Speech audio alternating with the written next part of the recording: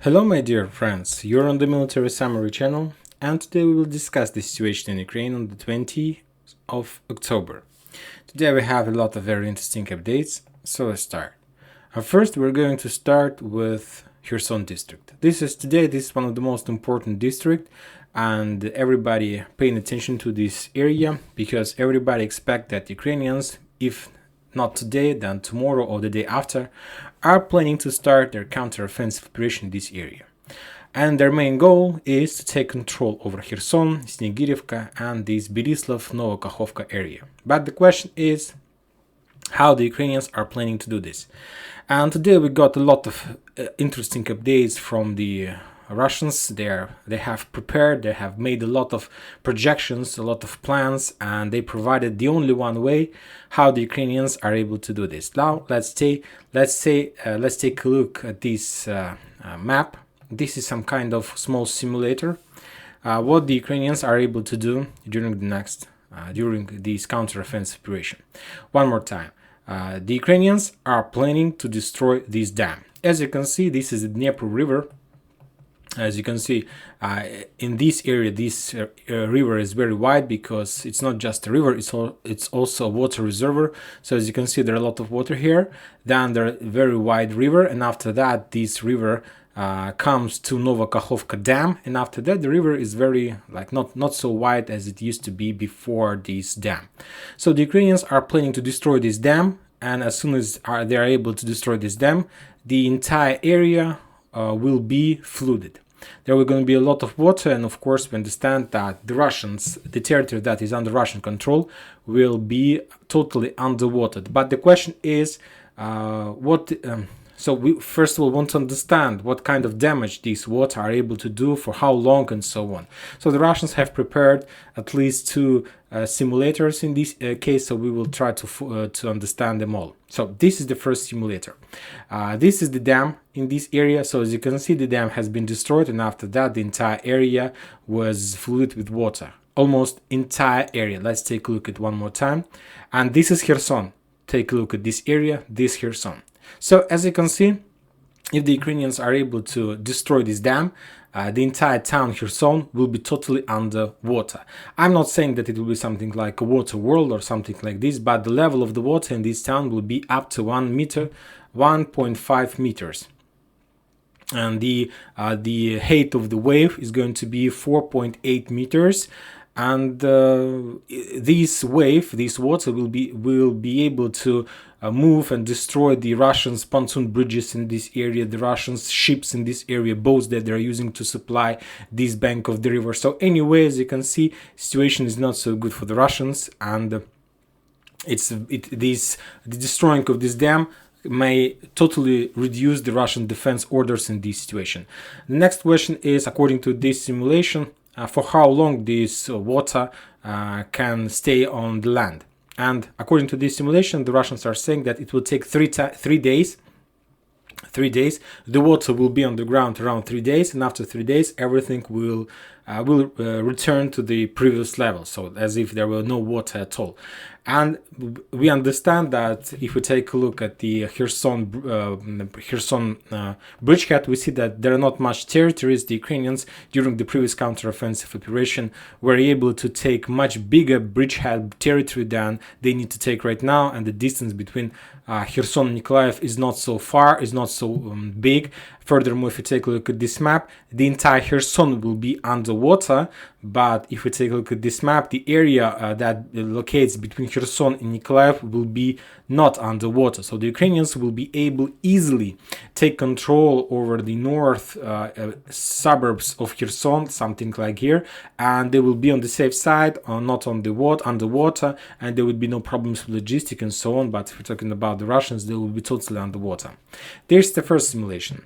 Another one simulation, it's a little bit longer, it's take 20 seconds, but the same thing. This, as you can see, dam has been destroyed, and then the water moves this Kherson, take a look.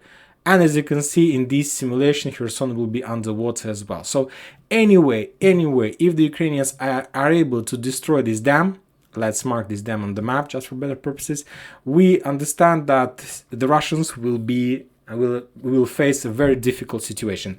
And if you listen to the head of the special military operation from Russian side, he gave an interview a few days ago. He noted one thing. He told us that there is a very high chance, high risk that they will have to make a very difficult decisions. He didn't specify what he was talking about, but a lot of people suppose that he was talking about the fact that if the Ukrainians are able to be very successful during counteroffensive operation, and maybe there is a very high chance that the Russians will be forced to leave Kherson. Of course, it's a very big tragedy for the Russians, but what you can do if there is any other option.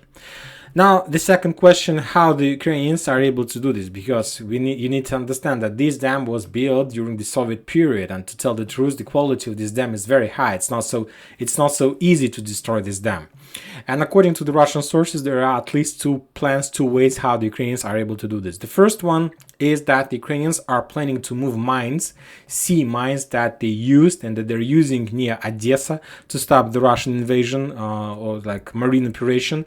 There is like anti-boats mines, very powerful one, and the Ukrainians are planning to use these mines in this area. They're planning to send the mines in the river Dnieper, and as soon as they reach the dam, they will detonate and destroy the dam. This is the first option that the Russians discuss. And the second option is that the Ukrainians may try to use the United Kingdom submarine drones. So these submarine drones, we know that there were some supplies and support of Ukrainians with such kind of submarine drones, so maybe they will use them, and with help of these drones they will get as close as possible to this dam, they will attack this dam, and then we're going to see this situation when the entire bank like Kherson and every single town on the Russian side of the river will be totally underwater. And the most important thing, that if you take a look at this map, you're gonna see that this bank of the river, this one, the area between Kherson and, let's say, Kurakhova, this area, let's say Ukrainian side, this area is under Russian control, but let's say it's Ukrainian side of the river, is on the highland. So, and according to this map, you see that we see that the water moves mainly to the south. So we understand that the area, something like this area will be totally underwater. So, and this is not very good for the Russian artillery, because they will be forced to move back on this line, and from this area they will have to attack the Ukrainian offensive orders. As you can see, there are around 35 kilometers, and not every single artillery system that Russian has are able to attack this distance. So just like a very new modern Russian weapon are able to attack you through this area. And if we're talking about, let's say, in clashes around Snegirivka, that means that the Russians don't have any type of artillery, of like maybe some MRLS systems, the 60 kilometers. So it's not very good. But anyway, even if we're talking about this simulation, the same number of days, around 3-4 days, it will take 3-4 days before the water moves from this area. So the Ukrainians will have around 3-4 days to do something, and the most important one, they need to get as close as possible to Kherson. And of course, the best solution to take Kherson, but the Ukrainians, as soon as they get Kherson, they will face the same problem as the Russians. The town will be totally underwater. And of course, they won't be able to storm this town using infantry, because the town is under the water. So the same situation, the Ukrainians will have to wait while the water goes from this area, and after that they will be able to start stormings of this town with infantry, with artillery, with tanks, with armored vehicles, and so on. But they need these 3-4 days with one purpose: to get as close as possible to this town, to take Snegirivka, to clear this bridgehead on the north of Berislav in this area. So they need to do these things. And by the way, the Russian Ministry of Defense reported yesterday that during the yesterday counter-offensive operation in this area, the Ukraine lost around 200 soldiers and 37 armored vehicles. The Russians reported that the Ukrainians managed to penetrate the Russian defense between Pitikhatka and Sukhanova and to move their forces between these two like defense lines, but they were stopped. Then the Russian moved the reserves with tanks and they destroyed the Ukrainian offensive fist and forced them to step back. Furthermore, we got report that some campaign from 59's brigade were encircled near Duchane. For now, it's maybe some kind of speculation. Anyway, the Ukrainian had a lot of losses during the previous attack. And now we understand that they are ready to continue, and these days, maybe from Monday, they will start their offensive operation in this area. So as soon as the Ukrainians destroy this dam using or mines or submarine drones, the water will flood this area, and then they will storm this bridgehead with one purpose: to get as close as possible to this town. The question is what the Russians are planning to do to stop the Ukrainians. Do they have any options how to solve this issue? Because these 3-4 days is going to be very important. And today I got report from the Russian sources that they found a solution. I'm not saying that's like appeals for this situation. They're able to win this battle. Nobody knows. The Ukrainians are able to win. Believe me, they have possibilities to do this. The Russians managed to move a lot of forces on this bank of the river. They're prepared. And for now, they found just one solution. At least possible solution how to reduce the Ukrainian possibilities. And the answer is drones. Simple Iranian drones, or the Russians are saying that this is their drones. The Russian sources reported that they have already moved, they didn't provide the real number of their spy drones, those drones who were like flying in the sky trying to spot the enemy, Arlan, by the name of Arlan. They didn't provide the real number, but they reported they moved a lot of drones in this area. Furthermore, the Russians reported that they managed to move around 1,500 drones. Our famous Geran or Shahid 136 drones, 1,500, and believe me, that's a lot. So I believe that the Russians decided to defeat the Ukrainians using these tactics. So as soon as the Ukrainians started their offensive operation, I believe, imagine yourself, 1,500 drones. That's a lot. And if we will split this number for like 3-4 days, I believe that the Russians will be able to destroy almost everything. At least they will be able to destroy the Ukrainians' tanks, armored vehicles, and everything that moves and have armor. And this is very important because the Russians won't be able to attack with artillery, because we just discussed this situation, because it's very far, more than 40 kilometers. For example, they won't be able to use some types of mortars and so on.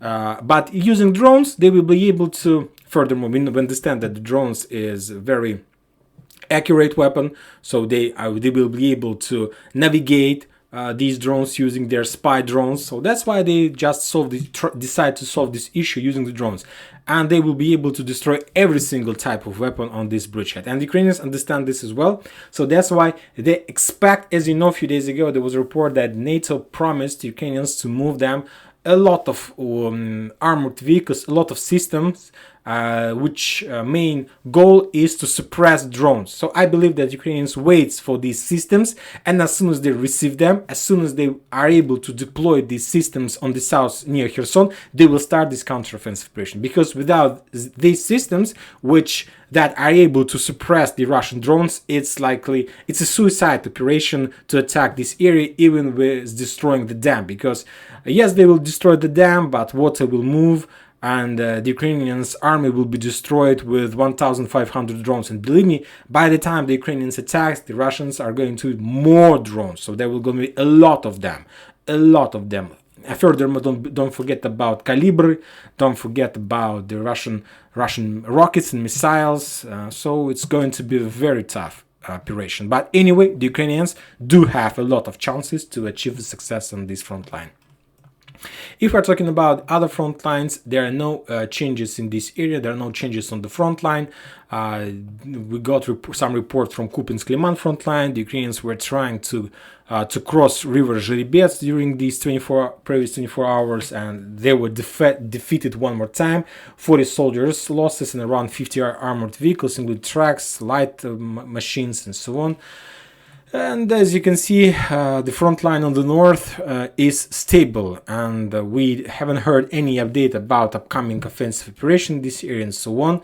So I believe that maybe the Ukrainians decided to fix their position there. They decided to just to be on the safe side and to expect for upcoming Russian counteroffensive operation. If we're talking about the entire Ukraine, as you can see, there are no fire icons on the west, north, central part of Ukraine.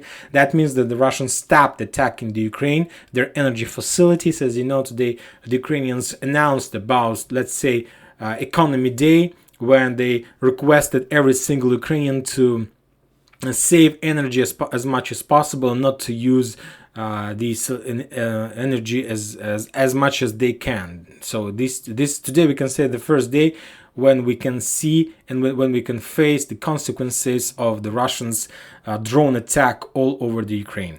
So this situation, and let's wait for upcoming weekend. Friday, maybe the Ukrainians will start doing something before Monday, because in 2-3 weeks, the Russians are saying that the rainy period are going to come, and after that it will be highly unlikely to use the fields for the Ukrainians to use fields, because it will be highly unlikely that they will be able to cross fields, and the only one way to attack, they will have to use roads. And of course, if we have a big convoy of armored vehicles moving along the roads, is the best target for the Russian artillery to reduce this convoy as much as possible. And that's it for today. Military Summary channel reminds you to condemn any violence in Ukraine. Thank you for watching, subscribe to my channel, put your like, join my Patreon, and have a good day. Bye bye.